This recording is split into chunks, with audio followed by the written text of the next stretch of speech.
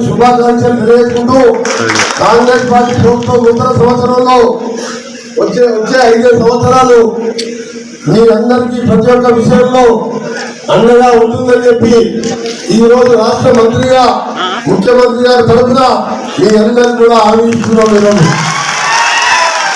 తెలంగాణ అంటే ధనిక రాష్ట్రం, తెలంగాణ అంటే సకల జనులు 11,000 మంది అమరులై మన దేశంలో 329 మంది చనిపోయి కార్మికులు, కర్షకులు, ఉద్యోగ సంఘ నాయకులు, కాంగ్రెస్ పార్టీ సొంత పార్టీని ఎదిరించిన మా ఎంపీలు నాలాంటి వారు మంత్రి పదవి కూడా వదిలిపెట్టి తెలంగాణ వ్యతిరేకిస్తున్న కిరణ్ కుమార్ రెడ్డి గారి మీద ముఖం మీద కొట్టేసిన రాజీనామా తెలంగాణ 10 సంవత్సరాల్లో ఇవాళ మన బతుకులు ఎట్లయినా అంటే బతుకమ్మ తినడానికే పరిమితమైన తప్ప ఎక్కడ కూడా ఎవరు కూడా అభివృద్ధి చేయలేదు.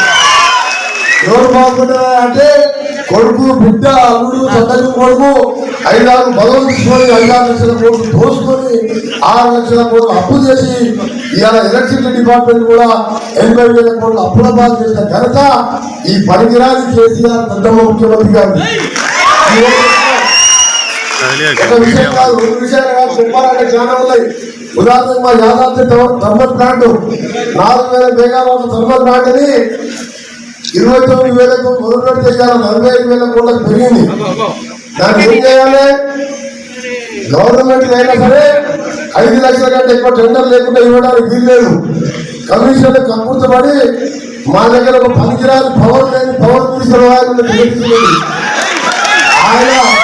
ముఖ్యమంత్రి గారి దగ్గర కూర్చోడు, వంగి పోతున్నాడు అంతే. ఆయన కూర్చున్నది కాదు. ఆయన టెండర్ని ఇవాళ బిహెచ్ఎల్కు నామినేషన్ ఇస్తే బిహెచ్ఎల్ అలా కట్టింది ఏంటంటే 16,000 కోట్ల టర్బైన్స్ బాయిలర్స్ కట్టారు. ఆ బాయిలర్స్ తప్ప ఎర్త్ వర్క్స్ అన్ని కూడా సబ్ కంట్రోలర్ ఇచ్చిన కమిషన్ ఇస్తే ఇవాళ 50,000 కోట్ల అబ్బాయి ఇప్పటికి కూడా ఒక్కటి కూడా మొదలుగా 15 మొదలైంది. దాని తర్వాత Bhadradri plant, Chhattisgarh power purchase ఎన్న చూసినా స్కామ్లే తప్ప ఇప్పుడు మన సీనియర్ చెప్పినట్టు మీ అన్ని సమస్యలు కూడా పెద్ద సమస్యలు కాదు. ఒక 1,000-2,000 కోట్లు పెట్టి అన్ని సమస్యలు పంచుతున్నారు.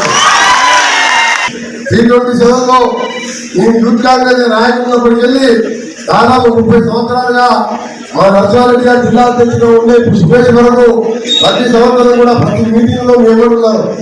మధ్యలో 10 సంవత్సరాలు గవర్నమెంట్ ఉన్నప్పుడు మీ ట్రాన్స్ఫర్ విషయంలో కానీ మీకు ఏ అన్యాయం జరిగినా మీ ఎమ్మడే ఉన్నాను, కార్పొరేట్ ఆఫీస్కి వచ్చి మీ సమస్యలు పరిశీలించేవారు.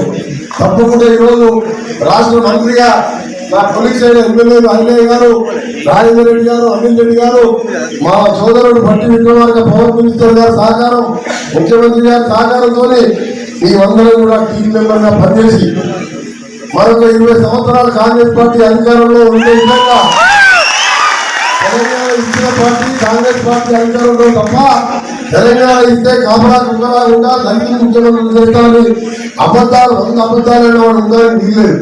ఆయన 10 సంవత్సరాలు మోసం చేస్తున్నాడు.